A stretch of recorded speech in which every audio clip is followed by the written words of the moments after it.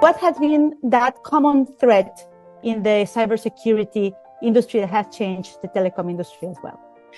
Well, maybe the telecom industry was a little bit of the bellwether for what happened in the rest of the cybersecurity industry. And I think, it really kind of pointed out some of the foundational dilemmas we have in our supply chain. So if I think 5 years ago, what were we busy with? We were talking very much about telecommunications equipment from China.